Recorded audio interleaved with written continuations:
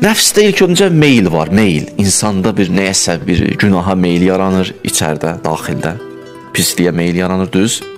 Daha sonra içindən bir səs eşidirsən ki, ged elə, qorxma. Ürək-dirək də verməyi var maşallah, adamı salar oyuna, sonra deyir, qorxma. Ged, narahat ol. Biraz vuruşursan, hakü salır.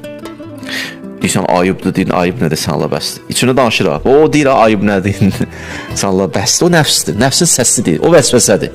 Çox sadə dillə deyirəm də sizə anlayasınız. Deyirsiniz, vəsvəsə nədir? Vəsvəsə yəni bu. Bəzən insan günaha meyli yaranır, sonra düşünür. Hətta içində başa asılı danışmağa. Gedim, bəlkə gedim. Bir günah eləyəcək, görsən içində danışır. Gedim bəlkə. Nə olacaq?